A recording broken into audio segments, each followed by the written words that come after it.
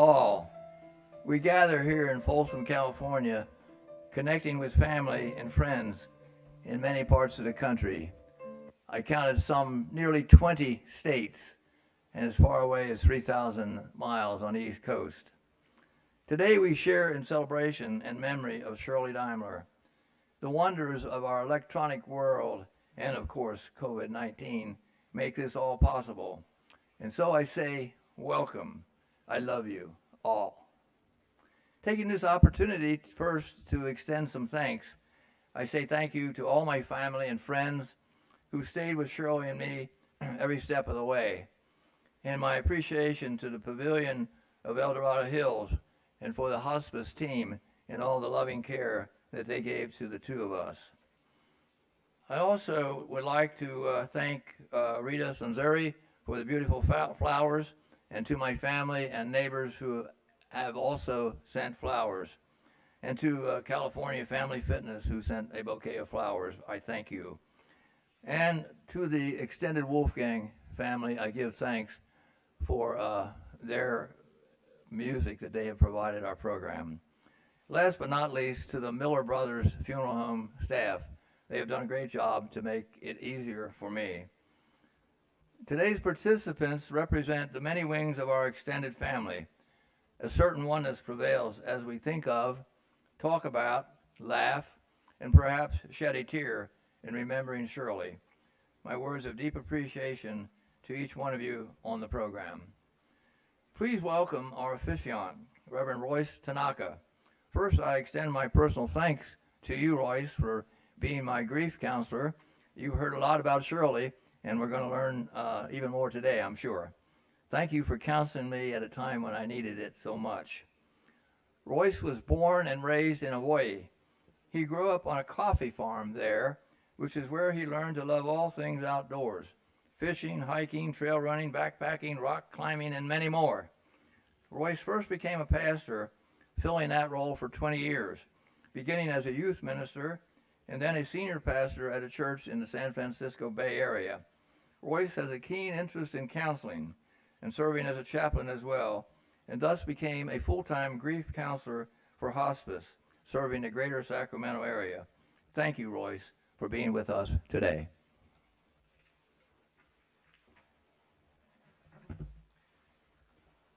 Well, I never got to meet Shirley Ann, but I got to know her through the eyes of her husband, Tom. What Tom told me about her is that she went through all kinds of health issues when she was young. But in spite of that, she birthed 3 sons. But then after that, 20 or so years ago, she was struck with another debilitating health condition. And then near the end, again, she was struck with a disease that finally took her life. But in the midst of all that, she pushed on with life. She lived life, I believe, to the fullest. So I'm going to read to you a Bible passage that I believe reflected the stories that will be told about Shirley's life and her character. The Bible passage comes from 2 Timothy, and it says, "I have fought the good fight. I have finished the race. I have kept the faith. From now on there is reserved for me a crown of righteousness, which is the Lord, the righteous judge, will give me on that day, and not only to me, but also all who have longed for his appearing." I believe Shirley, throughout her life, fought the good fight. In spite of all of her health issues, she was able to live life to the fullest. And today she is with the Lord. I look forward now to getting to know Shirley more through what will be shared here today. I invite you to pray with me now. Lord, I thank you that we can gather here today to celebrate the life of Shirley Ann Deimler. I pray that you would bless this time as we celebrate her life. Wife, mother, sister, sister-in-law, cousin, and great friend. I pray that all those here will be comforted by her presence. I pray also that as we talk about Shirley, that we will be able to affirm your goodness and blessing us with her life. I pray these things in Jesus' name. Amen. So right now we're going to watch a video of a song, His Eye is on the Sparrow. This recording was sung by Thomas Wolfgang. Tom is the husband of Shirley's sister, Betty Jane Wolfgang.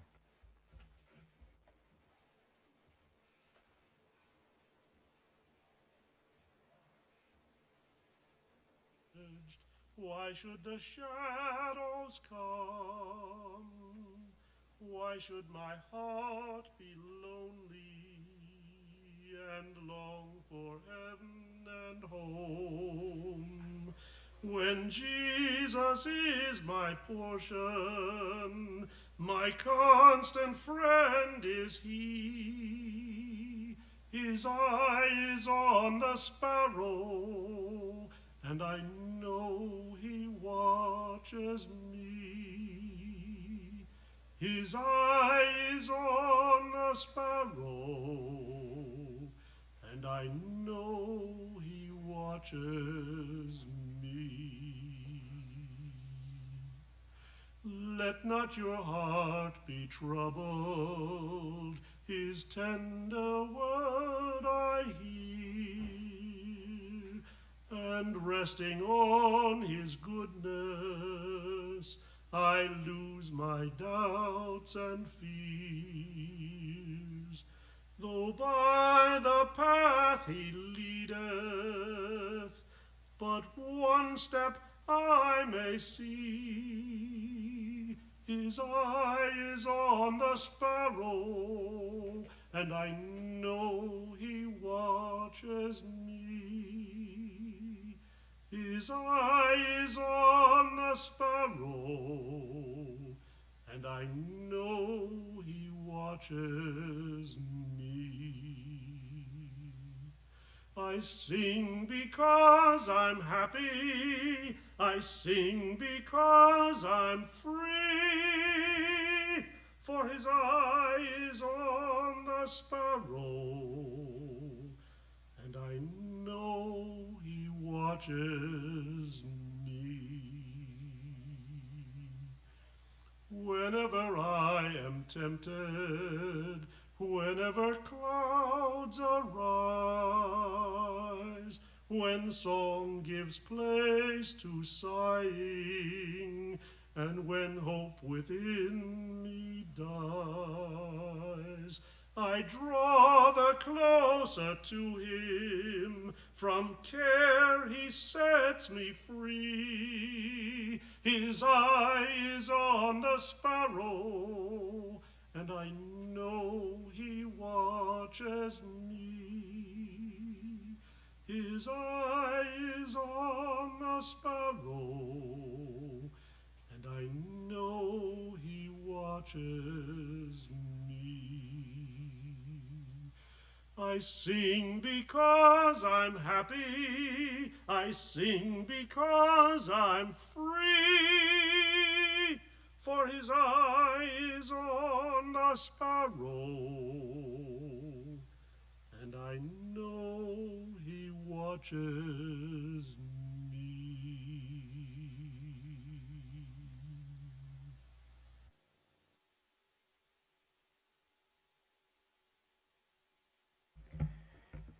At this time, several people are going to pay tributes as we honor Shirley Deimler.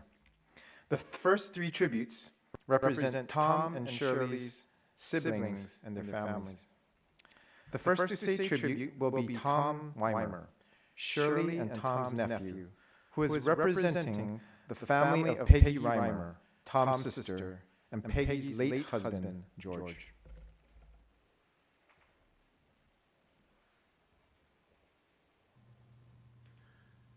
Hello, everyone. I'm Tom Weimer, Peggy Weimer's son, and on behalf of the Weimers who live in Wisconsin and California, I'd like to say a few words about Aunt Shirley. As a kid, when we would get together with family, that I knew Aunt Shirley back then, but I was pretty much more interested in hanging around with Steve or getting in trouble with Steve, so it really wasn't until the 1990s when we were fortunate enough to have Uncle Tom and Aunt Shirley move to a neighboring suburb in Dallas where we were living at the time, and my job at the time really required me to travel quite a bit. And so that left my wife Kim to be home alone with the kids quite a lot, and Jacob and Kevin. And I think Shirley really recognized this quickly and offered Kim emotional support, spiritual support, and I remember a few things. One time when we went over to their house with the boys who were young and rambunctious, and I was a little nervous about them tearing up their house, and I really didn't have anything to worry about though, because as soon as we got there, Aunt Shirley had a box of toys that she brought out, and had those boys playing with those toys right away, and just was just interactive with them and nurturing, and that just was how Shirley was. She also one day brought out a book for Kim by an author named Peter Marshall, and Peter Marshall was a Presbyterian pastor, and he was also the chaplain for the U.S. Senate for many years. And in this book of prayers that Aunt Shirley brought Kim, she opened up and pointed to one of the quotes he's famous for that said, "You are the keeper of the springs."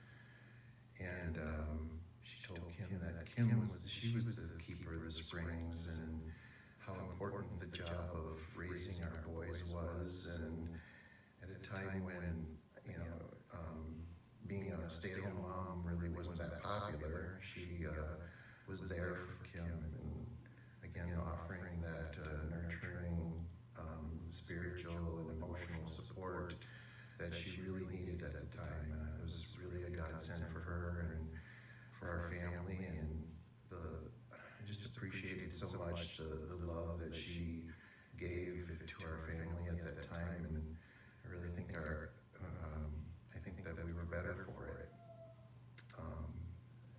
Really, I think God's got Shirley in heaven with him now, and I really think heaven's better for it too. Also, Uncle Tom asked me that if I would read for my mom Peggy some of her thoughts and memories about Shirley. So here that is. Shirley was my sister-in-law and my friend. We go way back to a time when we were on our way to a dance at Penn State. She was dating my brother, and I was dating my brother's roommate. I always remember that time as the beginning of our relationship. We had such a good time that weekend. Later on in our lives, when we were married and had raised our children, George and I would spend time at Shirley and Tom's house. Shirley was always so welcoming.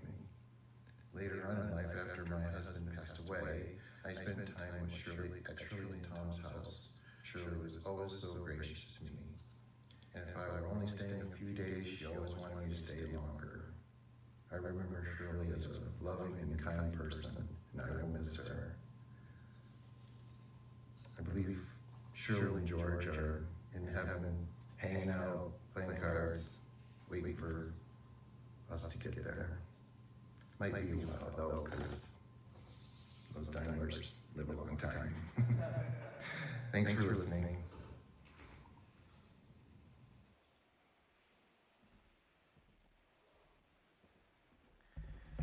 The next person to pay tribute to Shirley will be her husband Tom's nephew, William Buddy Deimler III. He is representing the family of William Bill Deimler Jr., who is Tom's brother and Bill's wife, Marie.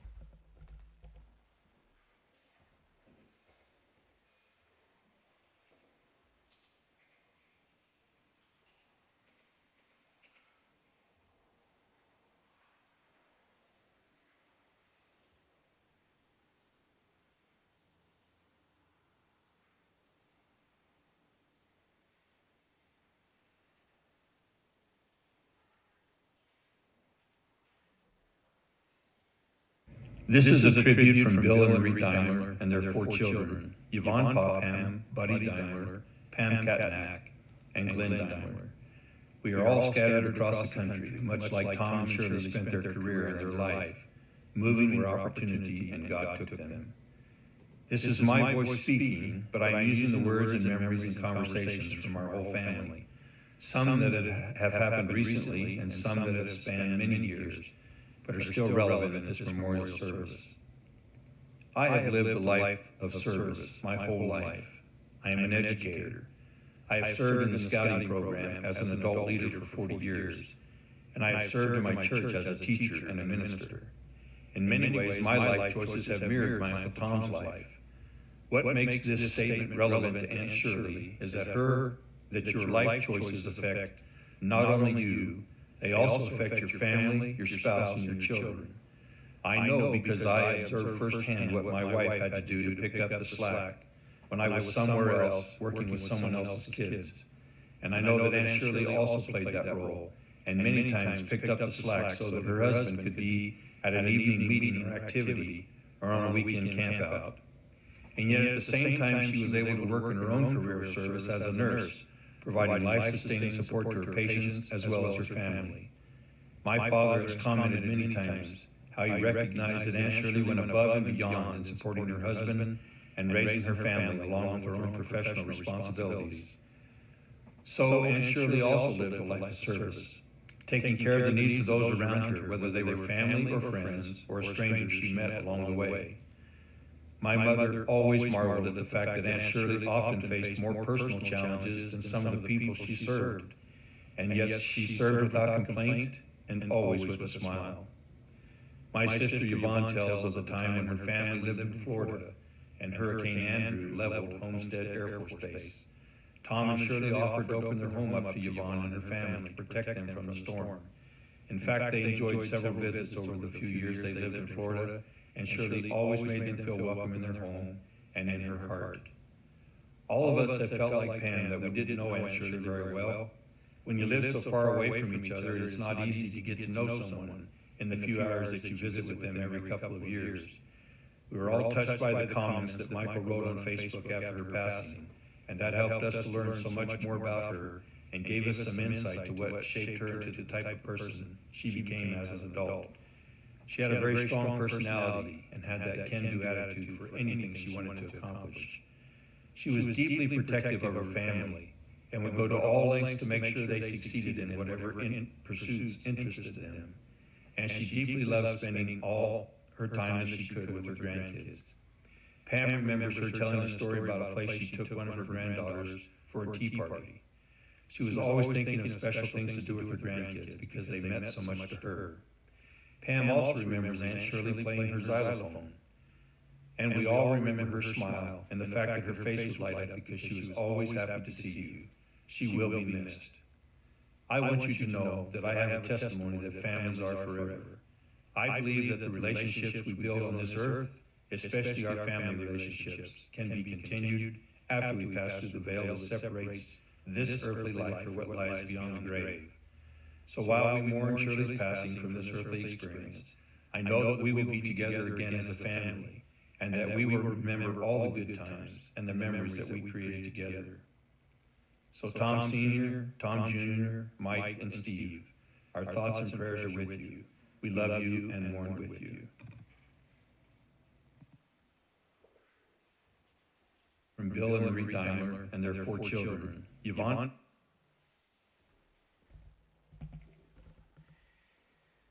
Kim Whittle, Tom and Shirley's niece, will now be sharing a few words with us.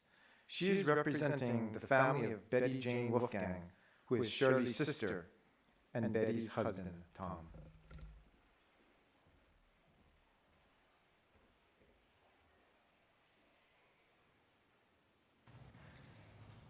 If we are fortunate, we have a person in our life that we can safely pour our heart out to, knowing that they can separate the chaff from the wheat.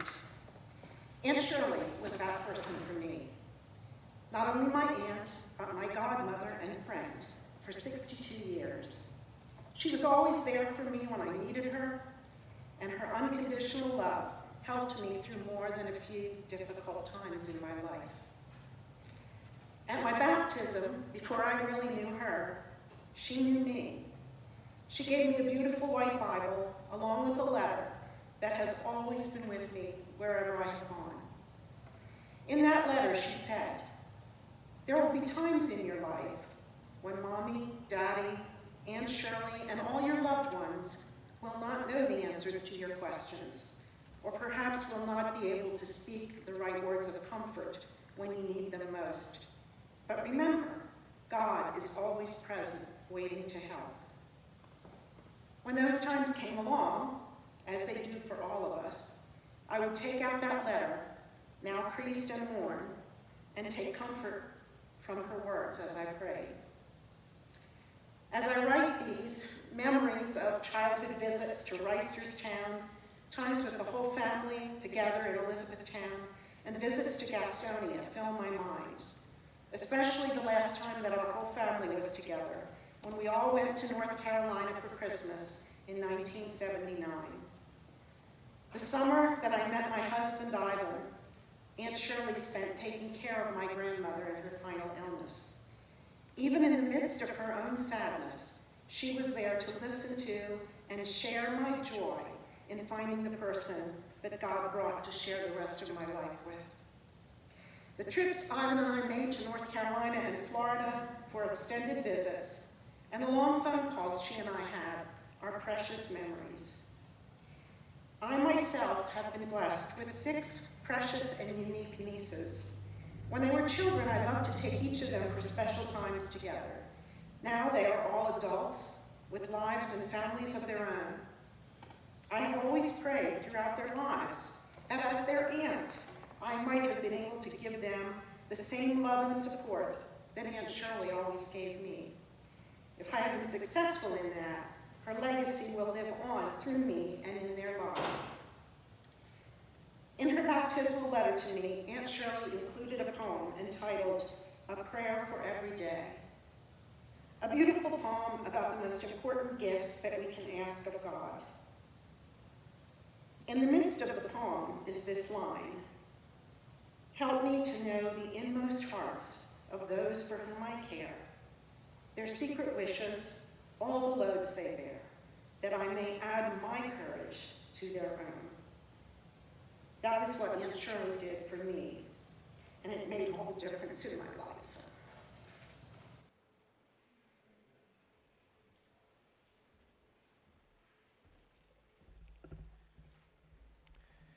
The next tributes we're about to hear represent all of Shirley's grandchildren.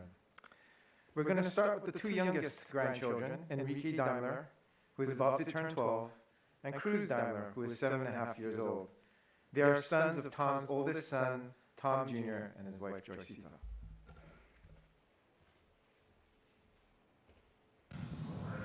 We love you, Mammy, and we miss you every day.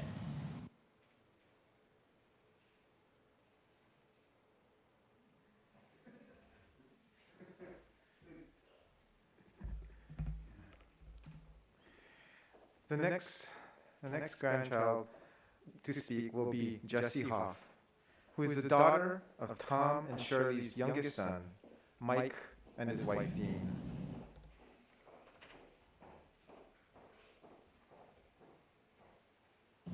For anyone that doesn't know me, my name is Jessica Deimler. I'm the granddaughter of Shirley Deimler and the daughter of Shirley's youngest son, Michael. I'm going to be sharing with you the prayer of St. Francis of Assisi. Lord, make me an instrument of your peace. Where there is hatred, let me sow love. Where there is injury, let me sow pardon. Where there is doubt, let me sow faith. Where there is error, let me sow truth. Where there is despair, let me sow hope. Where there is darkness, let me sow light.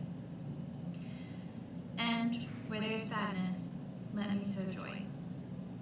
O Divine Master, grant that I may not so much seek to be consoled as to console, to be understood as to understand, to be loved as to love. For it is in giving that we receive. It is in pardoning that we are pardoned. And it is in dying that we are born to eternal life.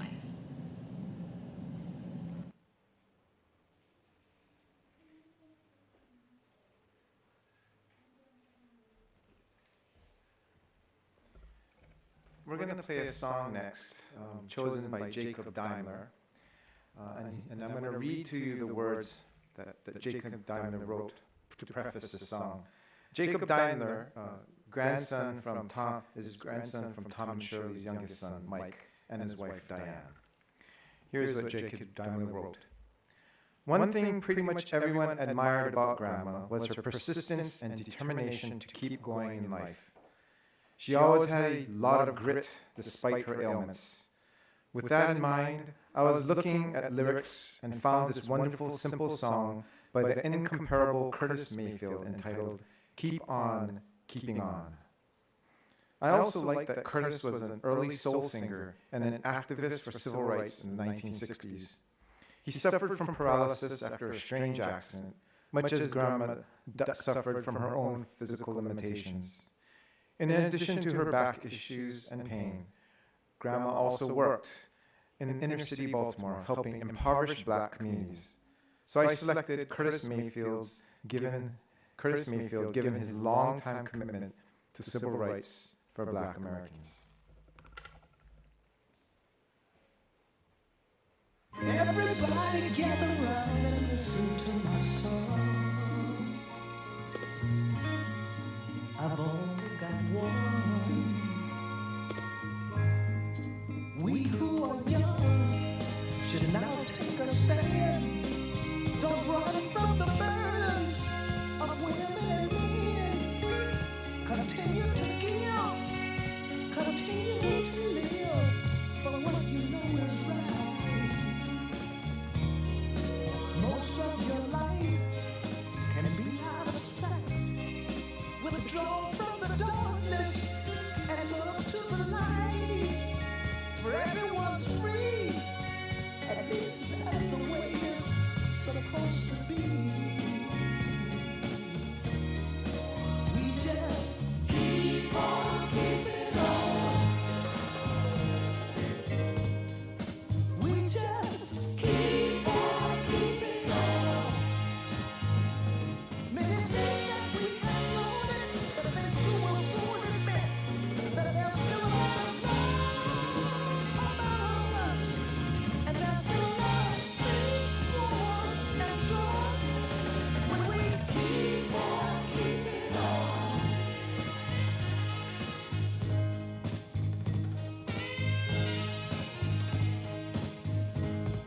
Before we dismiss, one thing I insist: when you have your young, remember this song.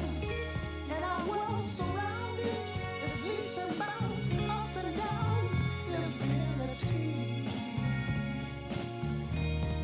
Teach them to be strong, and when they are grown, they can proudly imply that we weren't already getting off.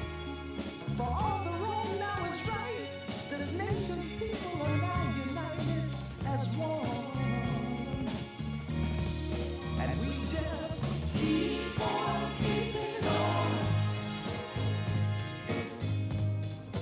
We just keep on keeping on. Many things that we have learned, but they too will soon admit that there's still a lot of love among us, and there's still a lot of faith, war, and trust when we keep on keeping on. Keep on keeping on, y'all.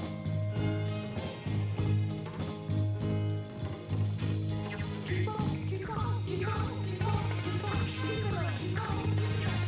We got to move on up, y'all. Keep on, keep on, keep on, keep on, keep on.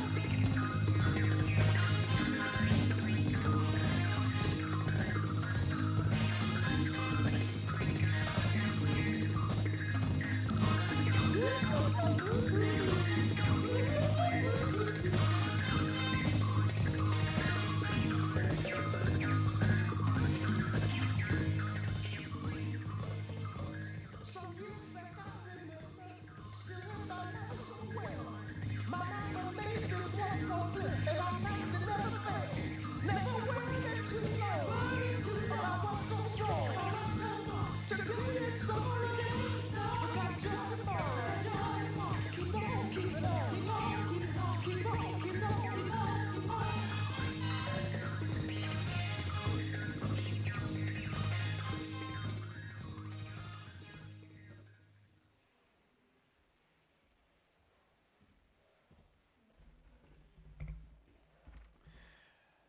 Alex Albertson will now pay tribute to Shirley. She is the daughter of Tom and Shirley's oldest son, Tom Deimler, Jr.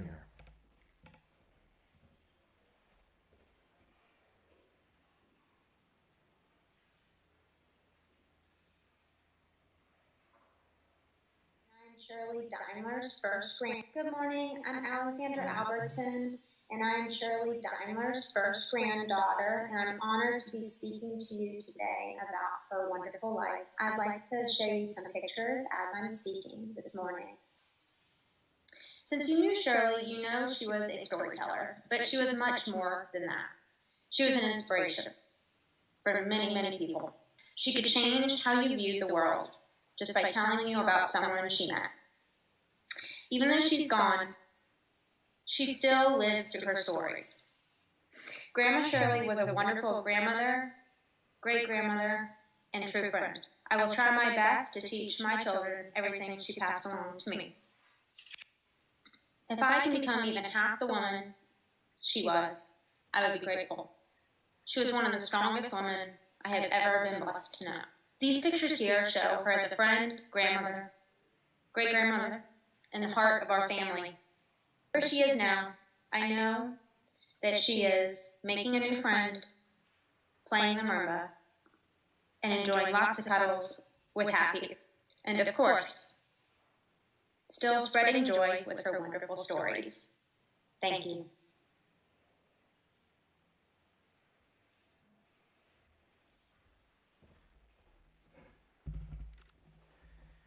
Thomas, or Trey Deimler III, Tom and Shirley's grandson from their oldest son Tom Deimler Jr., will pay tribute to Shirley at this time.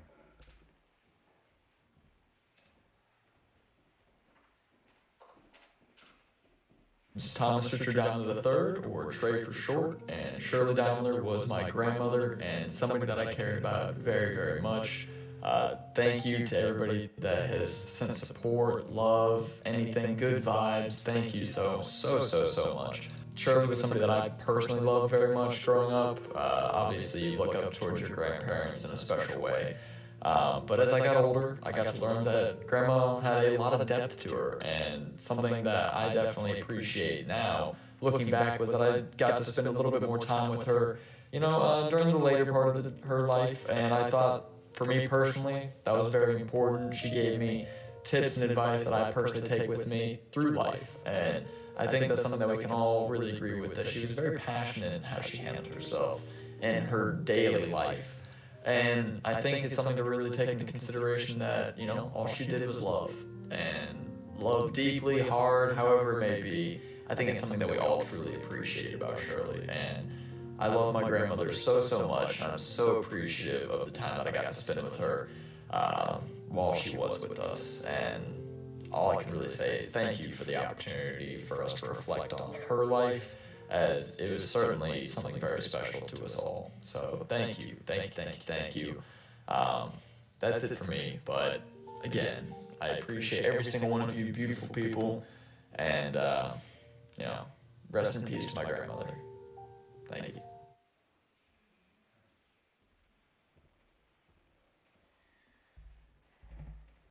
Ariel Williams, daughter of Joycita Deimler, the wife of Tom Deimler Jr., will now pay tribute to Shirley.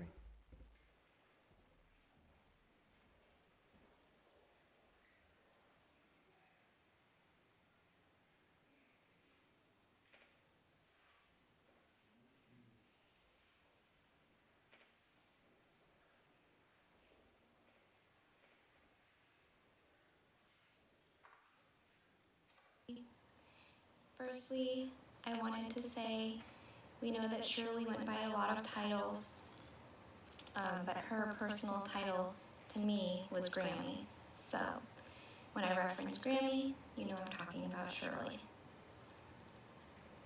Firstly, I wanted to talk about some fond memories I have of Shirley, or Grammy.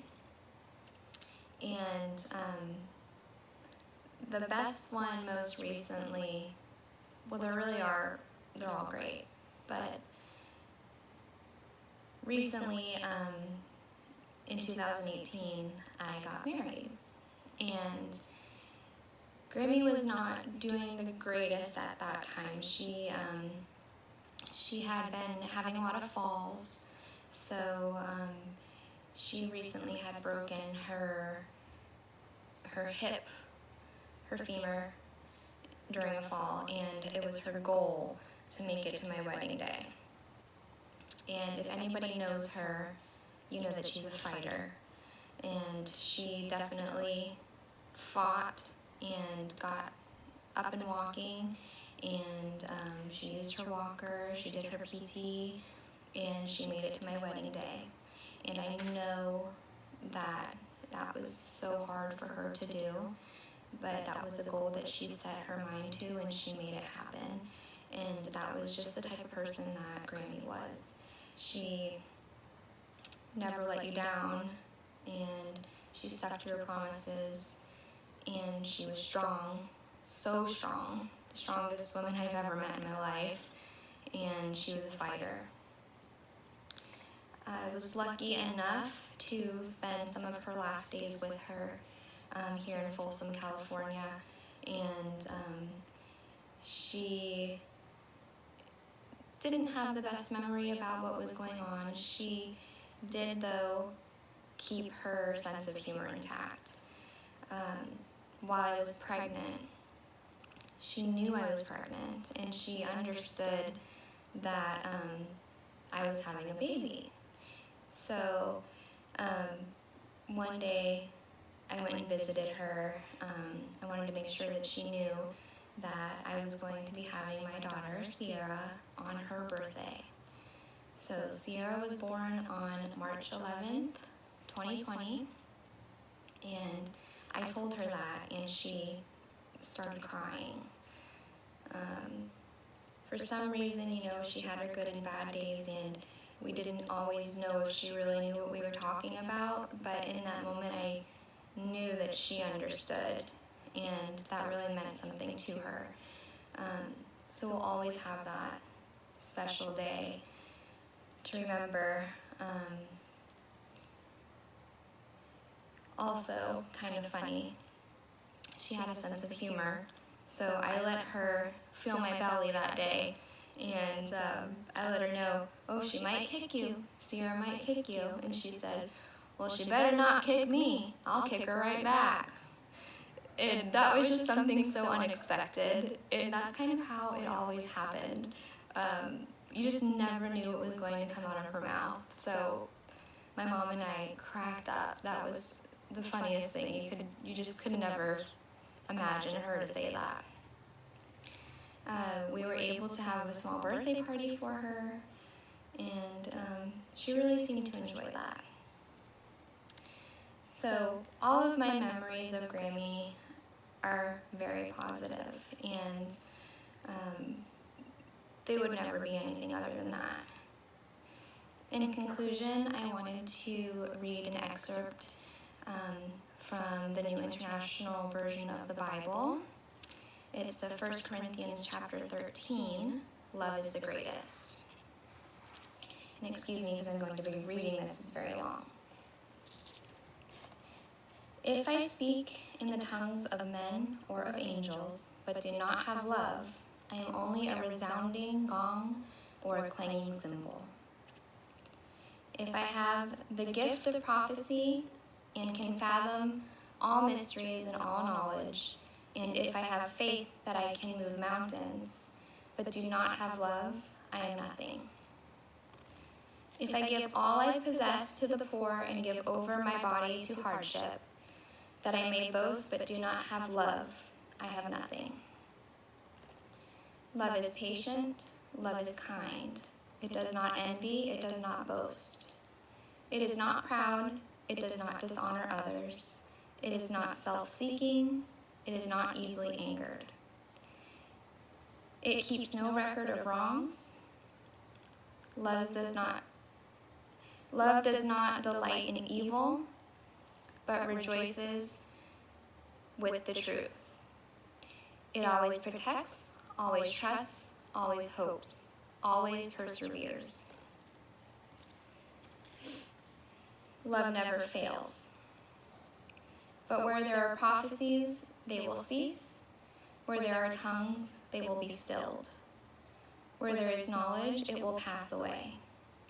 For we know in part and we prophecy in part. But when completeness comes, what is in part disappears.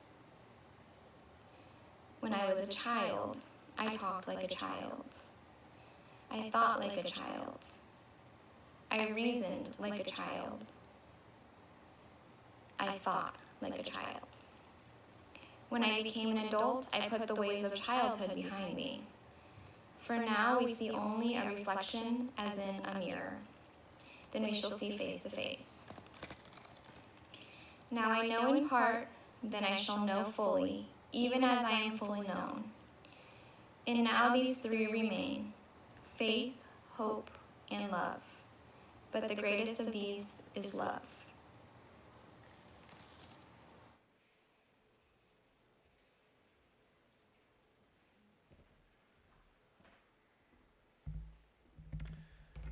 Jeff Connell, who is family from Tom and Shirley's youngest son, Mike, and his wife, Diane, will speak next.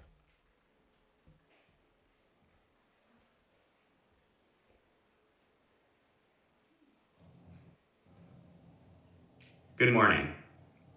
I'm Jeff, and Shirley became my grandmother about 15 years ago, when I was just 15 years old myself, shortly after my father had passed away. That was a tremendously difficult time in my life, but Shirley, like the rest of her family, welcomed me with open arms. Over the next few years, we spent countless afternoons together, and she told me many stories about her life, about her experiences, her connections, and all the valuable lessons that came along with it. I certainly developed my listening skills. I feel so thankful for those 15 years that I shared with her. In her memory, I'd like to read a poem by Christy Ann Martine. She's in the sun, the wind, the rain. She's in the air you breathe with every breath you take. She sings a song of hope and cheer. There's no more pain, no more fear. You'll see her in the clouds above, hear her whisper words of love. You'll be together before long. Until then, listen for her song. It's an honor to celebrate her life with everyone today. Thank you.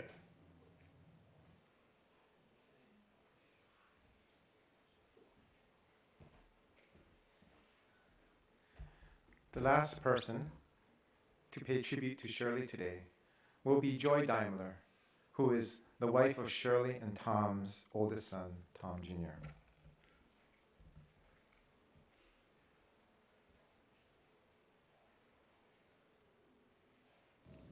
Hi everybody, and welcome to Shirley's Celebration of Life. I'm so happy that you could all be here to celebrate her life with us and say a formal goodbye, which we have not been able to do due to this crisis that we're all in right now. My mother-in-law is, and I have to say this with a smile, is and was a very special part of my life. I love her so much. Today, yesterday, last month, last year, 20 plus years ago when I first met her. I miss her. And she'll always be right here in my heart, along with my dad. And I am just so happy that we can have this celebration of life, because it's something that she certainly deserves, and it was tragically taken away from us when we weren't able to do it when she actually did pass. I am very fortunate to have had such a wonderful person in my life that was my mother-in-law, was much more to me than my mother-in-law, and the mammy to my children, and the Grammy to my oldest daughter. So I'm just happy that you guys are all here. Shirley was a jokester. She was a real jokester. So some of the things that she would say would knock your socks off. And I think of those funny things still today, like things that she would say, and I would just be, wow. People that didn't know that side of her make me smile and laugh because they've never maybe seen that side of her, but she did have a really silly side.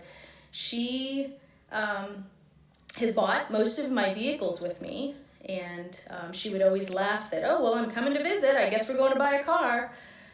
So she did that with me. When I had Enrique, my oldest son, she and him had a bond like no other. Still do.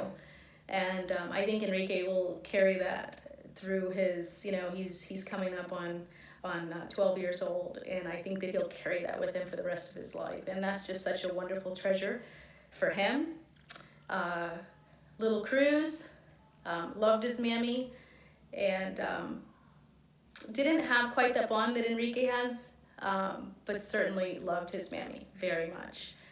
And I know that she loves them, and I know that they will always, always have a heart full of her and be a part of her, DNA-wise and just in mindfully.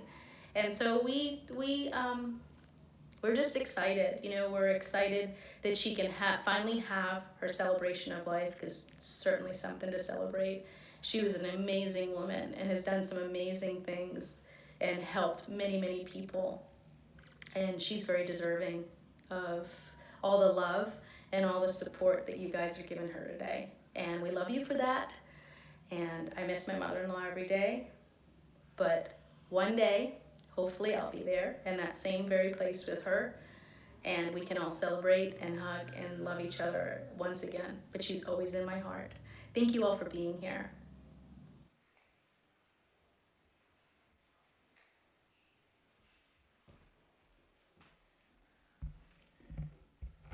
Next up, Heidi, Steve, and Della Limber, Carrie Oleana, and Betty Jane Wolfgang will play for us the song Amazing Grace. Heidi is Shirley and Tom's niece and daughter of Betty Jane. Steve is Heidi's husband. Della and Carrie are their daughters. Betty Jane will play the marimba, representing the Swisher sisters of herself and her sister Shirley. The video recording was made by Brad Oleana, husband of Carrie. I invite you now to listen as they play Amazing Grace.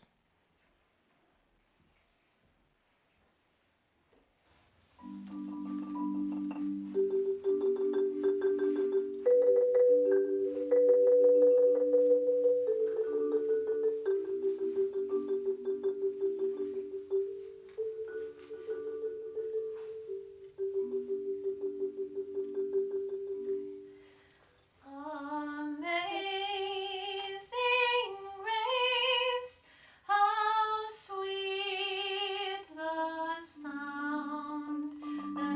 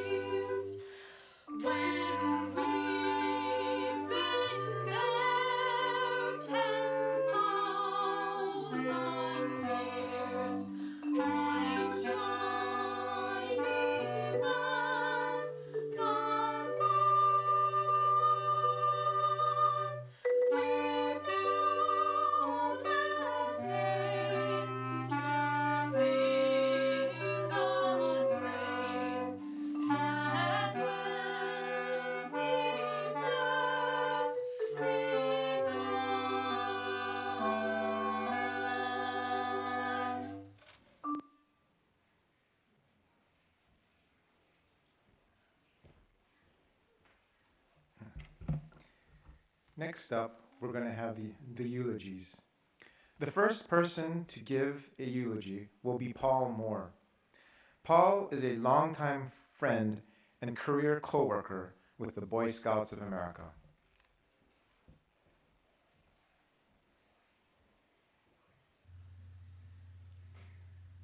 I'm Paul Moore, and I'm speaking today in tribute to Shirley Deimler, and particularly her involvement with the program of the Boy Scouts of America.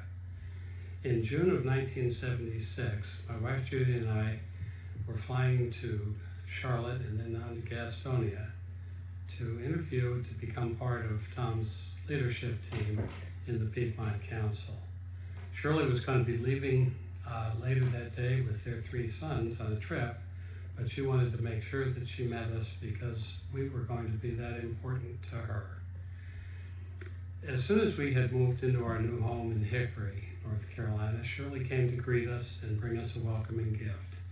She graciously pulled a straight chair, you remember Shirley in straight chairs, up to a picnic table that we were making do with in lieu of a dining table.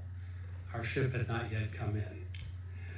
Shirley never missed our birthdays or anniversaries. She was interested in everything that our kids did. When Judy was expecting our daughter, Shirley managed to work a shower into the staff Christmas party. The timing was good because Judy went into labor 3 weeks early, just a few days later. In 1979, Shirley chaired the Spouses Program for a Boy Scouts Regional All-Hands Conference, which entailed about 700 BSA professionals and their families at Appalachian State University. She gathered a team, and together we put together 2 full books of recipes, printed them in-house, collated and bound them. Shirley taught a session on how to succeed as the spouse of a BSA professional. She produced the famous Pink Book, which became a classic how-to for scouting spouses. She would tuck love notes into Tom's suitcase when he traveled and made sure that his work calendar included a notation of 1444 periodically. Something to do with coming home for lunch, I think. In 1980, Judy and I moved to Gastonia along with our 2 children. Shirley was right there, making sure we were settled into a home, a church, and a community. A side benefit was that their youngest son, Mike, learned to change baby diapers. 4 years later, she came to Charlotte to welcome us to our new home. The Daimlers were our work associates, but it went beyond that. They were our friends, and we visited them in their homes in Gastonia, in Tampa, in Keller, Texas, in Atlanta. We staffed together at Philmont Scout Ranch. It's not just that Judy and I were fortunate. Shirley was this kind of friend to countless other scouting families, and I'm speaking today on all their behalf. Within the scouting profession, we tried to be careful not to turn the spouses into indentured servants, and Shirley was a great example to us all that a supportive spouse, a true believer in the work that Tom was doing, as well as a person in her own right, a mom, a grandma, a woman coping with debilitating illnesses, but also a professional person dedicated to her nursing career and a community volunteer. Tom Jr., Steve, and Mike, thank you for loaning your mom to so many others. And Tom Sr., thank you for the privilege of knowing and loving your sweet Shirley Ann. May God rest her soul.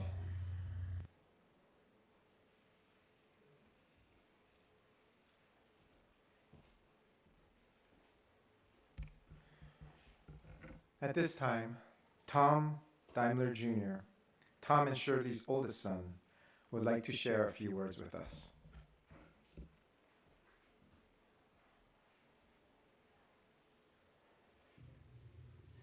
Hello, my name is Tom Deimler Jr., and I'd like to thank all of you for being here today for my mother's celebration of life. My mom went by many names growing up and as an adult. Miss Swisher, Mrs. Deimler, Shirley, Cheryl, Cheryl Girl, Grandma, Grammy, and Mammy. My mom had a full and wonderful life that she did so many things to help other people, not just her family. Mom had jobs over the years that helped so many other people, whether it be as a public health nurse in Baltimore or as a hospice director in Gastonia. She also volunteered many places, whether it was at church or Boy Scouts or as a therapy dog handler. She did many, many things. She's a very giving and thoughtful person, but first and foremost, she loved her family. And I'm so happy to say and call my mom, and I'm happy that I was her son. My very first and best teacher in life was my mom. She taught me how to tie my shoes, how to say please and thank you, how to clean a bathroom, how to re-clean a bathroom, how to do things the right way, do your chores before you go out and play, and you better study for that test. As I got older, my mom was still great at giving advice. As I got older, I probably wasn't as good taking it, but she was always there for me and always there to give advice and help me. My mom talked the talk.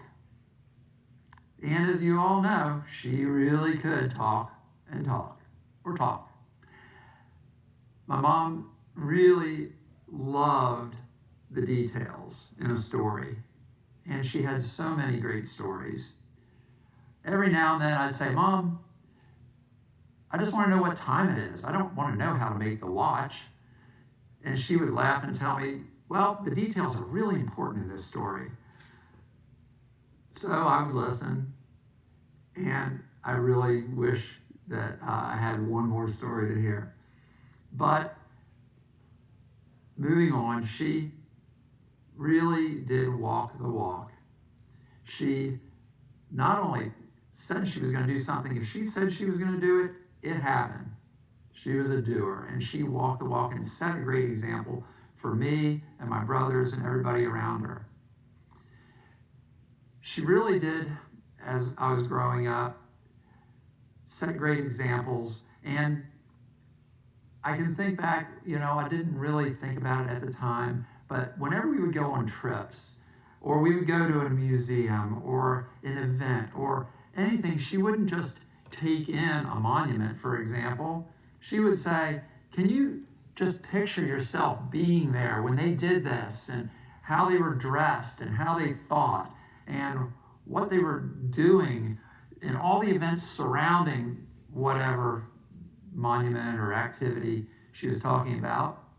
And it really hit home later on in life when details became more important for me, and she really helped me live those different events and different times instead of just looking at a monument or a document or a movie or whatever it happened to be.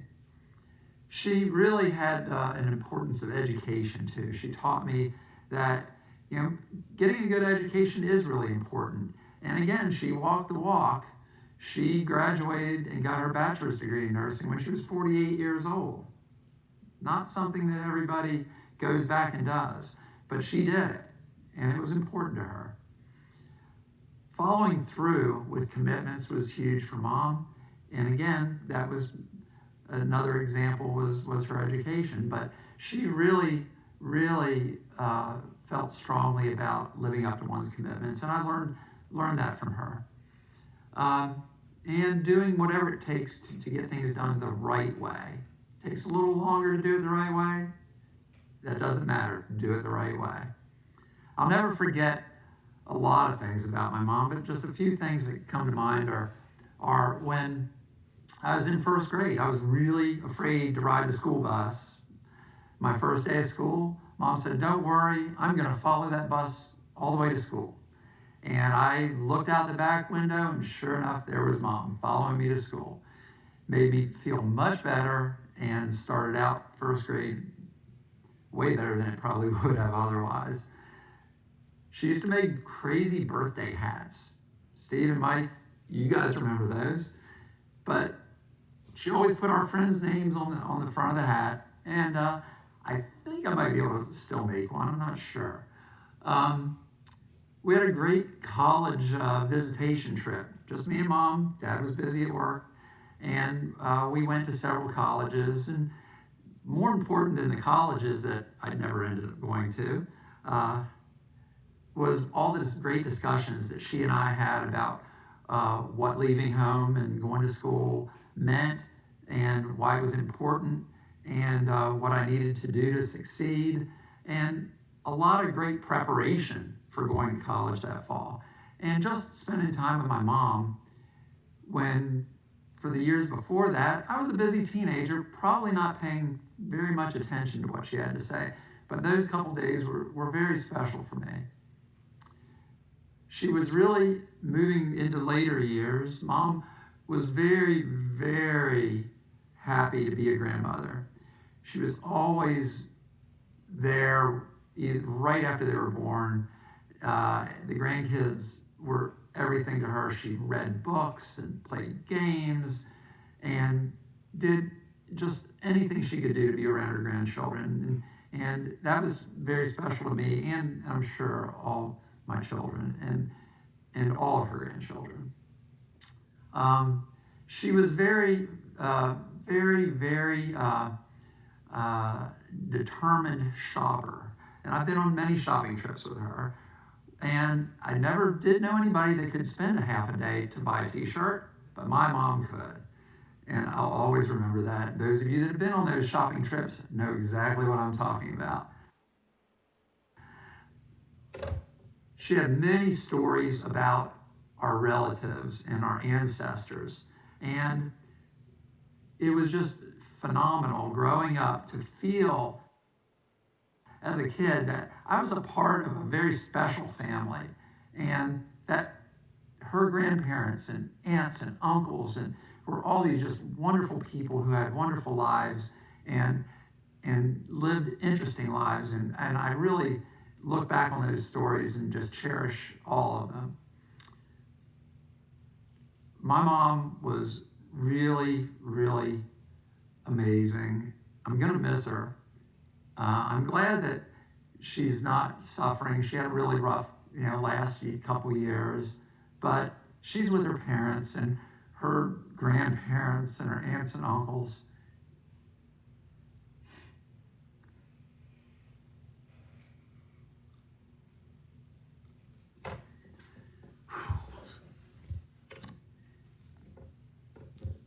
And I'm really gonna miss her.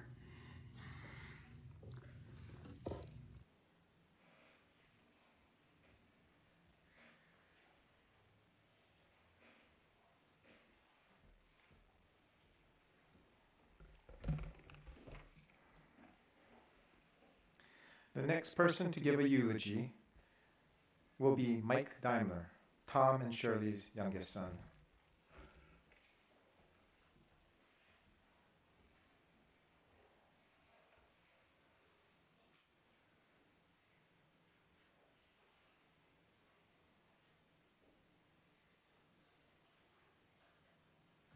When Mom passed away earlier this year, she had just turned 85 years old, had been married for nearly 62 years, and a mother for 60 of those years. She led a full, rich life that touched everyone here today and also shaped hundreds of other people not here today that were part of her life's journey in so many memorable ways. Some of you only knew her later in life when candidly she was often less than her younger, more complete self. She had become physically constrained and weakened and increasingly confined to a wheelchair. She'd endured a series of tough health challenges in her final 2 years and was losing her memory. It was hard to watch. Others of you, however, knew her much longer and had the gift of knowing all that she was, or most of what she was. I'd like to think that each of us would choose to have our legacy viewed from our entire lifetime of presence and contributions. And I know that's how Mom, as a wife, a mother, a grandmother, and a friend, would want us to see and remember all that she was. I can tell you one thing, no matter how long you knew her, you no doubt knew the essence of her character. You would know her first and foremost as a fighter, a highly determined woman who never gave up when a challenge. Like all of us during her life, she was many things. She was a survivor. She was a childhood survivor of scarlet fever and a related head-to-tail spinal fusion that left her immobilized, in traction, lying in a hospital bed for many months as a young child. For most of her life, as a consequence of that old-fashioned spinal fusion, she was unable to move or bend her back below her neck, but rarely did she let it stop her from pursuing her life's ambitions. She was an accomplished concert marimbist as one of the Swisher Sisters musical duo. The other half was her devoted sister and friend BJ, who is with us today and played for us earlier. She graduated to the top of her class at nursing school and was among the very few graduating students ever selected to immediately join the faculty as an instructor. She was a mother of 3 boys, God help her, and was always outnumbered 4-1 in our family, without the benefit of a daughter by her side when we were all living under the same roof, or when she was aging. And by the way, all 3 children were the product of natural birth without epidurals or painkillers, despite her back fusion and her chronic back pain. She was proud of that. As my brothers and I grew up, she made the decision to return to work. That's when she chose to become first a public health nurse, serving some of the toughest streets of inner city Baltimore, a place where some of the most disadvantaged people among us protected her as she cared for them. She would load up her old 1969 Plymouth Fury, drive into the city, and then come home and tell us stories of racial oppression and economic inequality long before Black Lives Matter awakened us nearly 50 years later to our persistent societal ills. She would tell us at the dinner table, whether we wanted to hear it or not, and I can assure you we usually did not really want to hear it, of the 10-year-old girl who was pregnant and needed her help. She would reference children who were abused or sick, mothers who were destitute or struggling to care for their families, and fathers who were out of work and angry. If you've ever seen the TV show The Wire, you'll know the community she selflessly and fearlessly served. She is the head of our Methodist youth group organization, where she taught a very progressive, open book sex ed class long before it was generally accepted to teach classes like that, much less in a church. I'll be honest, often she was way too open for me and my brothers and caused me more than a few humiliating moments during a Sunday night youth group session. She was famous for having a bowl where kids could anonymously submit absolutely any question they wanted her to answer regarding sexuality. Over the years of those rather lively sessions, kids began to play a little game. The goal was to try to shock her or embarrass her, and in each case, by asking the most outrageous questions they could dream up. And yet, time and time again, she would read those questions and somehow answer them with a straight face. She never cracked more than the faintest of smiles, invisible to some, to lightly acknowledge she knew exactly what was going on. In hindsight, I realized she was not trying to embarrass any of us, as much as she was simply working to be a role model for straight talk and for opening the door to an honest, safe dialogue about pretty much any topic.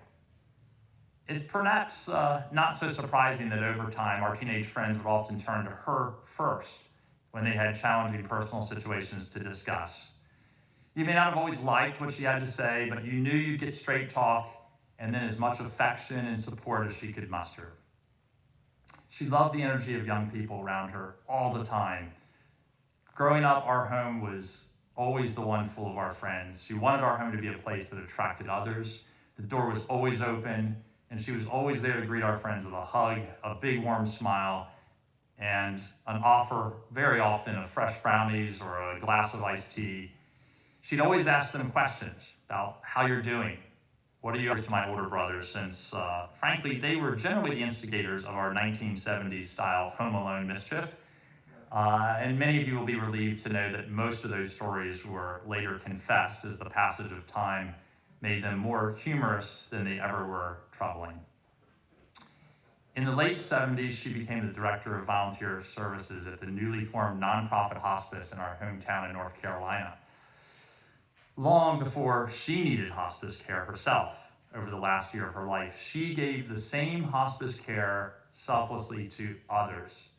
She did this during the very early years of the hospice movement. It's worth noting, when most people didn't know what a hospice was, and long before Medicare even accepted it as an endorsed covered treatment.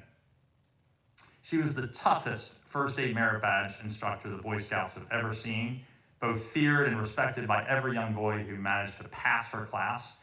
Time and time again, she would make kids redo something until it was perfect. There was no free pass, there was no skating by with her. She was a tough lady, so you did it right or you did it again. It was that simple.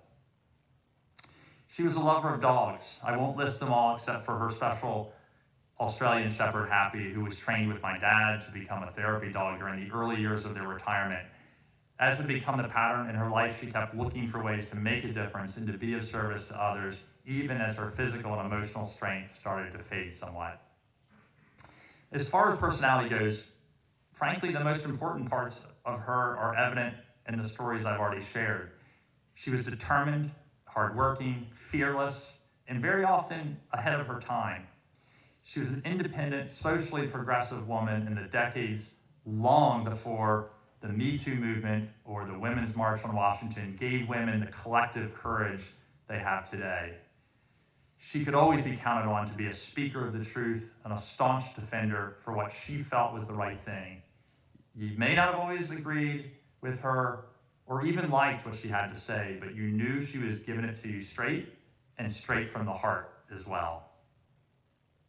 Despite her mental toughness and her discipline, she was always up for some spontaneous mischief in her own way. She had a $1 million smile with big dimples. She laughed easily and was almost single-handedly responsible for teaching my father to take himself just a little bit less seriously. Like all of us, it would be a disservice to her to pretend she was perfect. She had her struggles and her imperfections. It was part of the package deal. At times, she suffered from anxiety and had a very hard time letting go of any perceived or real injustices to her or anyone close to her. She would hang on to her feelings, frankly, for too long and emotionally torture herself over it. As many of you know, she also sometimes talked a little bit too much and told stories that lasted just a little too long. But that over-communicator in her was also the very same person who was selfless enough to mail handwritten notes and cards every single week to those she felt needed to be lifted up more than she needed to be lifted. At times, I even felt she could be a little pushy or overreach. She could dig in like a dog with a bone and not let go of an issue, and it could be a little bit exasperating for all of us.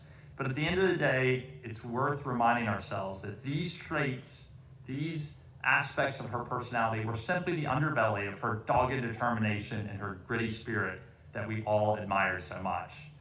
And as often is the case, it's our personal foibles that can be the flip side of our very best strengths. We're all going to miss her, but on those days where you might feel the void a little bit more, I want to remind you all that if you're quiet enough and if you carefully pay attention, you don't have to look very far to see her. I can only hope you will find her alive and well in my own strong sense of determination, persistence, and grit. According to my children, you may even find her in my own gift of gab. I can tell you, you'll find her alive and well in my brother Steve's creative flair and his old-fashioned values and strong moral compass. You will find her alive and well in my brother Tom's lively entrepreneurial spirit and in his friendly, open-door approach to life. I see her alive and well every time my wife Diane writes one of her special weekly note cards to family and friends in need of a little extra love. And you'll find her alive and well in my father's sense of service to others, and even in the lightness of being that comes from learning to laugh at yourself and to have just a little bit more fun from time to time. I see her alive and well in her sister and her nieces and nephews and my own children and in many of you here and those watching who touched her life. What she would want more than anything is for you to see her for all that she was and to make sure she stays alive and well in all of us. Simply remember to look around carefully when you want to be reminded of her many gifts, and you'll find her nearby.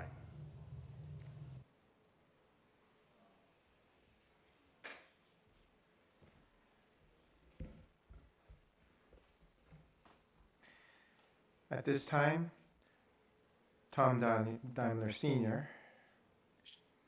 will share with us a few thoughts.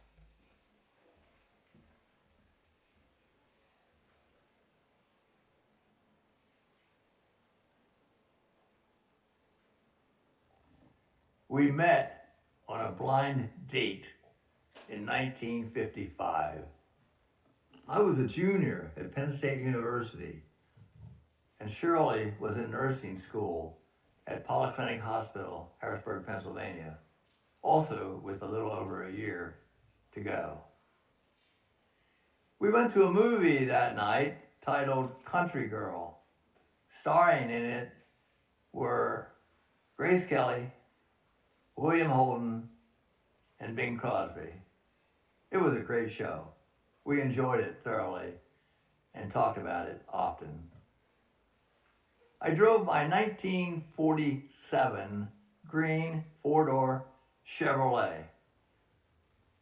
The passenger side door stuck, didn't open correctly, and so as I parked, I jumped out quickly to go around and open the door and assist Shirley to the curb. I held her hand, put my other arm around her shoulder. Later on, she told me that it was at that very moment she knew I was the one for her. It seems as though she had this little book in which she wrote the names of all the boys she dated. But one by one, she ran a line through their name, crossed them off. My name, which she wrote there earlier in the evening of our first date, was there to stay. Our courtship was a bit rocky. On again, off again, we broke up, got back together. I was drafted into the Army for 2 years, and along the way, on my visits home, we dated and finally decided, for sure, we were right for each other. And so, November 22nd, 1958, we tied the knot.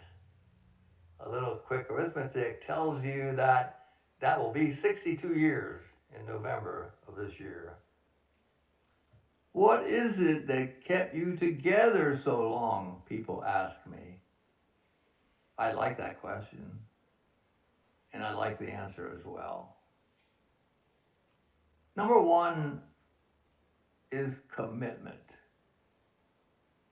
Not once did we ever believe there was an opportunity to opt out. We were deeply committed to the relationship. We were committed. And we worked at it. It takes a little effort. The commitment must be strong. There were all kinds of evidences of our commitment. We wrote notes a lot, and we would always find them from each other all around the house. Strange places sometimes, but they were there. A bouquet of flowers on a day that wasn't even a birthday, that wasn't even an anniversary. A gift along the way. I traveled for 6.5 years in my career and always, not once, not twice, but always found something in my suitcase from Shirley. A note, a card, a little gift, a piece of cake. One day I found something that she cross-stitched for me.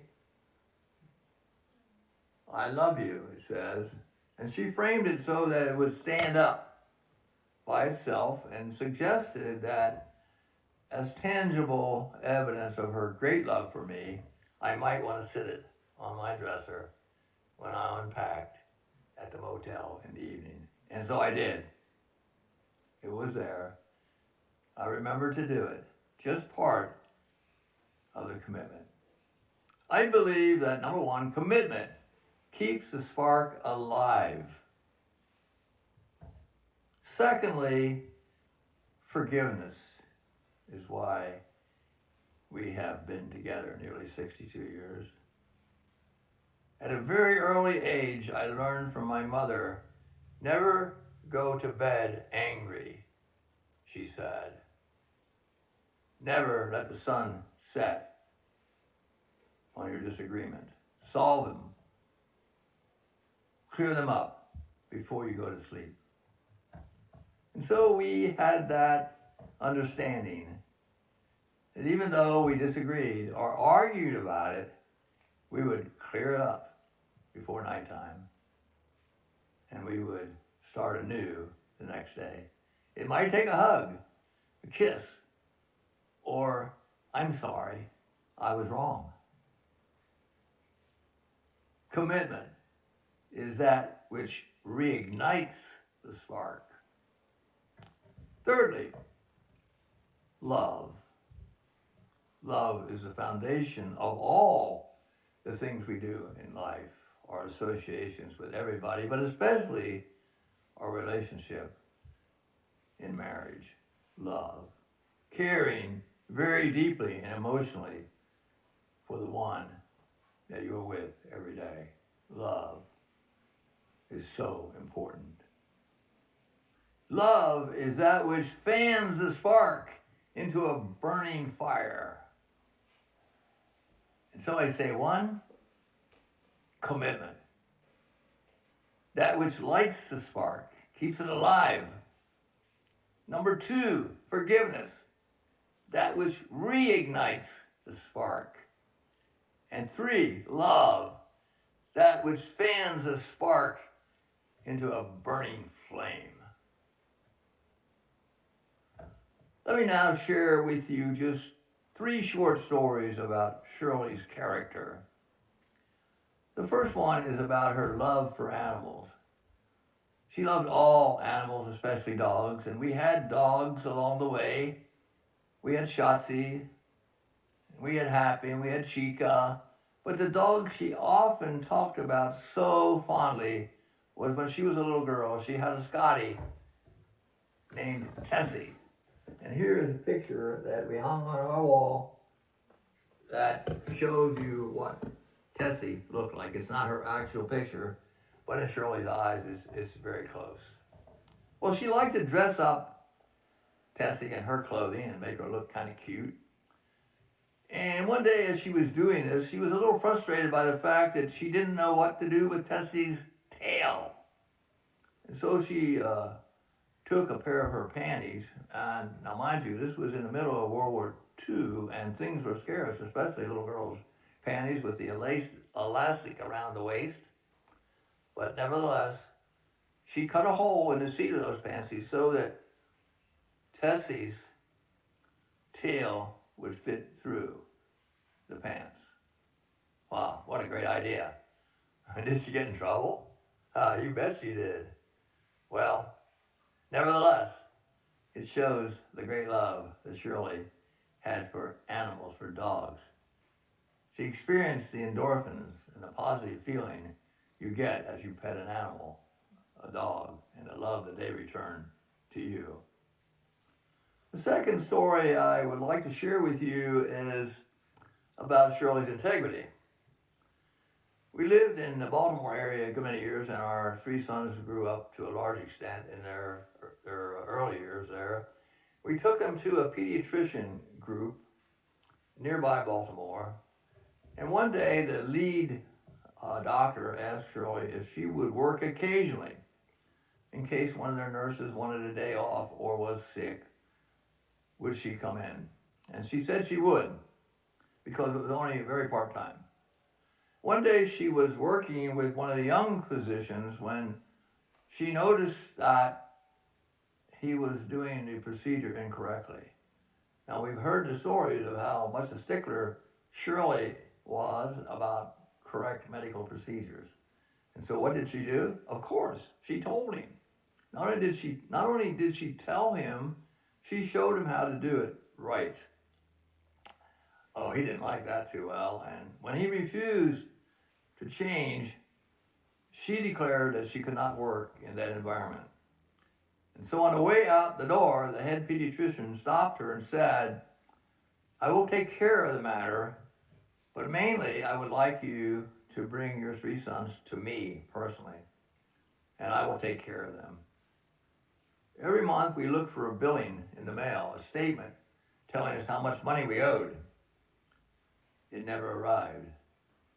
And so as we stayed there for 9 more years, and the head pediatrician took care of our 3 sons, we never got a bill.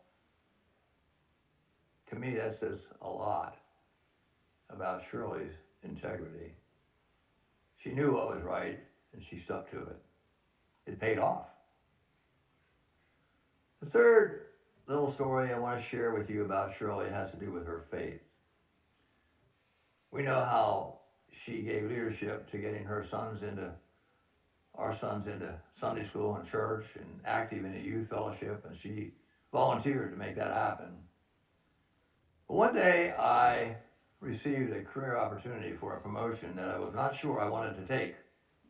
And so I did a plus minus worksheet, listed all the good things and all the bad things, and even weighted the positives to help give me guidance. Thought about it, rethought about it, talked to Shirley about it, went to bed with the question unanswered. The next morning, the tablet which I had laid on the desk the night before, as I looked at it, I noticed a line had been drawn across the bottom. And in large printed letters, Shirley had written 3 words: "Pray about it." "Ask God," she said later on, "and that will help you find your answer." I was embarrassed that I had not done that, that I had not thought about that. And so I did. I prayed about it. And I got the right answer. That tells you something about the faith of Shirley. In these past few months, I have done some reading and research. I read some of the words of the great writer, philosopher Khalil Gibran, who also wrote a good bit about marriage, spoke and wrote about death as well. And one line that I would like to quote is, "Life and death are one, even as the rivers and the seas flow together." And then he went on to say that you never know until a loved one dies how very deep your love was for that person. And so I feel the oneness today and have felt that oneness, and the depth of our love is deep within me. It's there. It's in my heart. I feel it. I would like to leave with you just a 4-line poem. I would need to read it to you. It also was comforting to me in these past few months. "Those we love remain with us, for love itself lives on, and cherished memories never fade because a loved one's gone. Those we love can never be more than a thought apart, for as long as there is memory, they live within your heart." God bless you. And God bless the spirit of Shirley Deimler.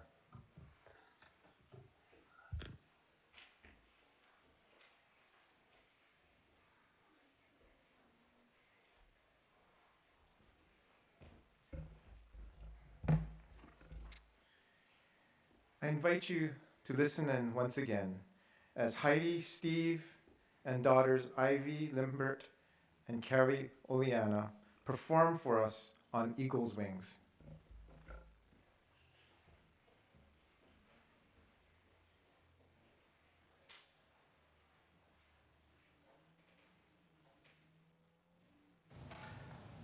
Maddie, Steve, and Carrie will be playing On Eagle's Wings, based on Psalm 91. You who dwell in the shelter of the Lord, who abide in his shadow for life, say to the Lord, my refuge, my rock, in whom I trust. And he will raise you up on eagle's wings, bear you on the breath of dawn, make you to shine like the sun, and hold you in the palm of his hand.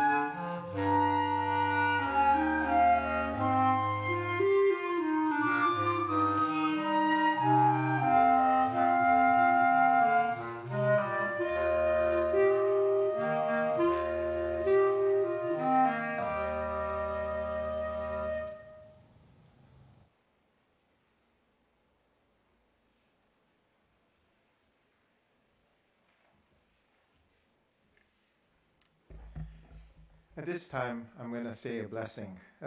If you would like to stand, I invite you to stand now. After this blessing, we are going to gather in a circle. So at this time, hear these words of blessing. The Lord bless us and keep us. The Lord make his face to shine upon us and be gracious to us. The Lord lift up his countenance upon us and give us peace, this day and forevermore. Amen. So many of you have gathered across many miles.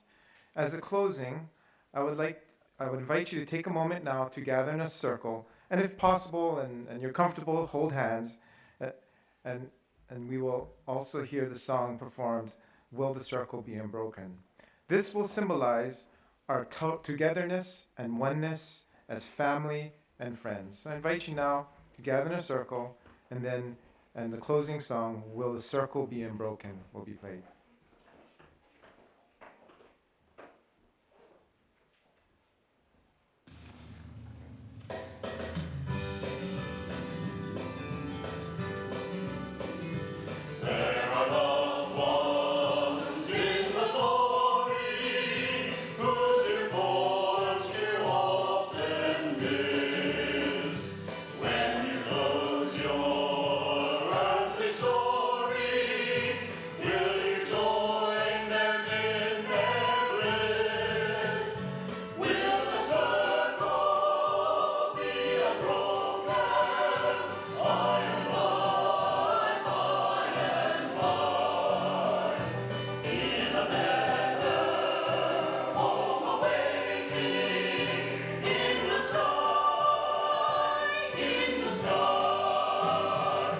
In the joy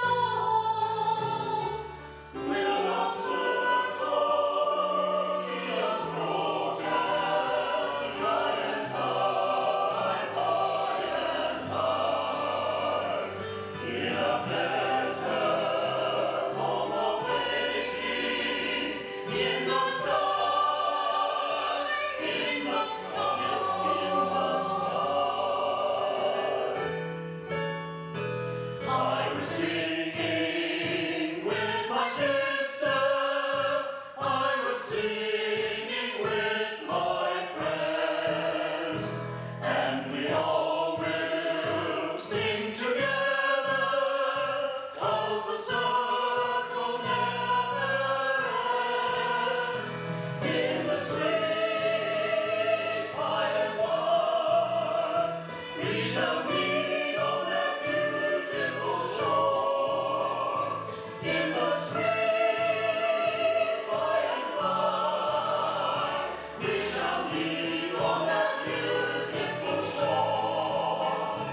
In the circle be unbroken, by and by, by and by. In a letter warm awaiting in the sky, in the sky. In a letter warm awaiting in the sky, in the sky, in the